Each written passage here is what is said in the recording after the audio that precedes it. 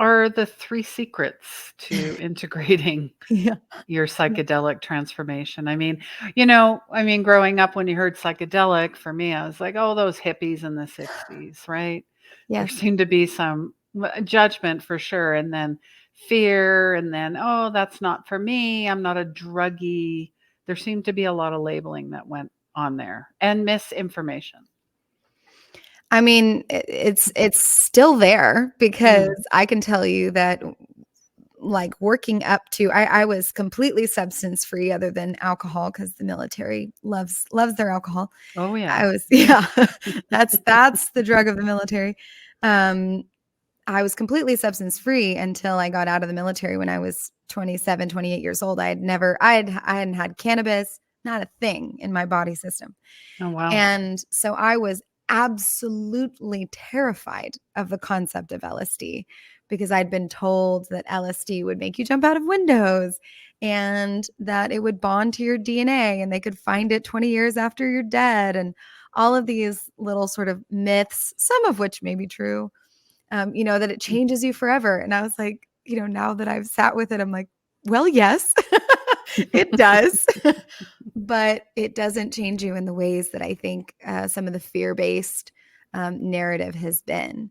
So I completely understand that perspective. And also, as a veteran whose post-trauma has been really helped and healed by this, and I've watched so many of my brothers and sisters from both the military and also just from my community heal with these medicines.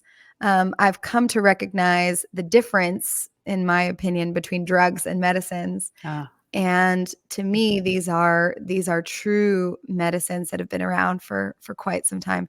And interestingly, ayahuasca is the newest of them all. She's huh. really only been around for Interesting. a few hundred years. Okay. And because she's a combination of two plants, of the chacruna plant and the ayahuasca vine. And so the combination of those was a very particular, there's a brewing process that some shaman had to like download and understand because the plants don't even grow in the same area of the jungle. So Oh, it's wow. completely like unreasonable that ayahuasca even exists, Hmm. if you think about it logically. But psilocybin has been around for quite literally billions of years. And so that's one reason why we work with psilocybin, because she's an oldie and a goodie.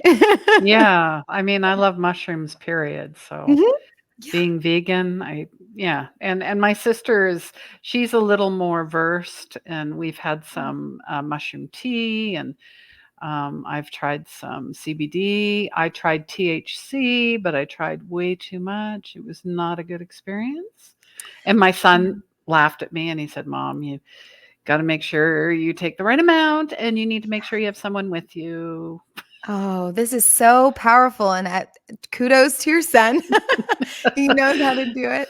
And THC, I'll say two things about this. First is that THC in my world, and my body, especially as an empath, a highly sensitive being, THC is the most disorienting of all Yes, the medicines. I would Um, agree. I was a yeah. babbling fool up to all hours at night. I couldn't move. I felt heavy. It was so weird. Anyways, yeah. And I've had experiences like that with THC too. And so it's interesting because we get a lot of people who come to us and they'll have some fear around going into the journey. And I'll say, well, what's your experience with plant medicine? And they'll say, well, I've done cannabis, I've smoked weed, and sometimes I smoked a little too much, and then I paired it with alcohol. And Oh I'm like, gosh. oh no, like I understand why they have this fear, because THC, and especially in the ways that it's cultivated now, THC can really take you to places that are both dark and also out of control. While psilocybin, I found, can also, there is the possibility of what people would call a bad trip.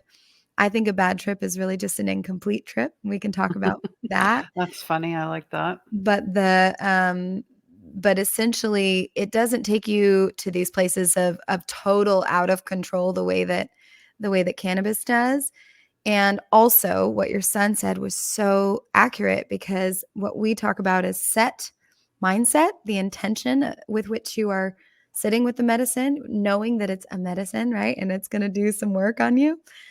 Setting, which is the environment that you're in and the people that are around you, who you have near you that's holding that space, and then dosage. And Mm. knowing that all three of those match each other, right? If I'm going to a concert, for example, maybe I do a little microdose of psilocybin, and that's just enough because it's going to be a very stimulating environment. I don't want to take a macro dose if I'm going to a highly busy, populated event that is uncertain, right? So that's just one example of how to keep those things in mind when you're on your journey. Yeah, and then we're gonna circle back to a bad trip is an Yes. incomplete trip. Yeah. Yeah, this is such a big topic because there are lots of people who will say, well, what about a bad trip? And usually I ask, well, what's your definition of a bad trip? And they're like, well, I'm uncomfortable. I feel feelings that I don't like and they don't stop. I usually feel like I can't get out of it. I'm looping.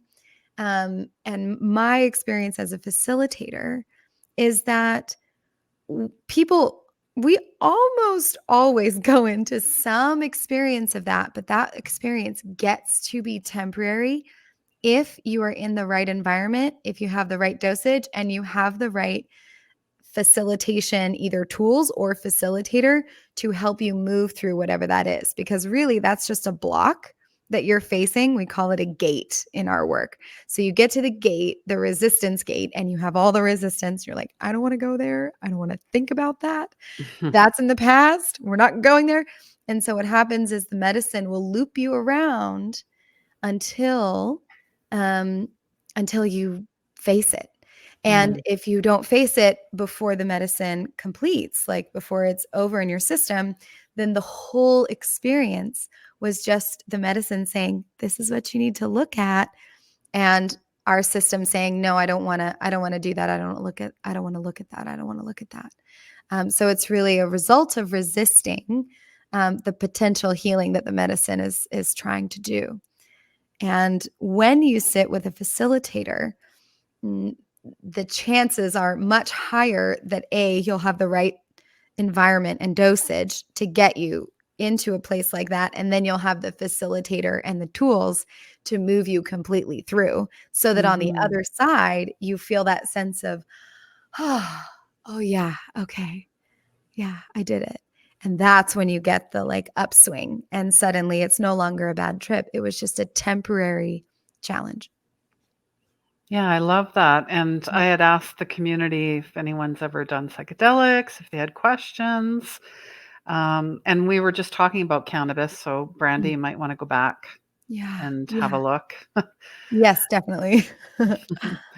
And that's, one of my well, she graduated, one of my students, Mm. but, yeah, I feel it's really, like you just said, really important to have a supportive team and to help people go there because I hear it a lot, "I don't wanna go there."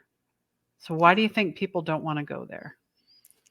I mean, I think you and I probably have very similar experiences when someone's like, especially for those of us like you who holds that energy of transformation, right? And you're Yeah. like, that's why I'm in your life is to help you, like help you move through this. And that's a very powerful energy to hold. And it can be really uncomfortable because most of us fear change. Mm, Change is programmed into our body as dangerous, as risky. And so most of us are still living in that survival realm, which is the physical body system. And in my world, the body keeps the score, right? So the body is just a memory bank for all the ways that we have done it. And those are the ways that are safe. And even though they may have been uncomfortable, I know that way won't kill me. So I'm going to do it that way. And I'm going to keep doing it that way until Christine comes into my life or Susanna comes into my life, and we say, you got to move out of this. You got to move out of this pattern. Yeah. So but that facing of the edge, I sometimes think of it like a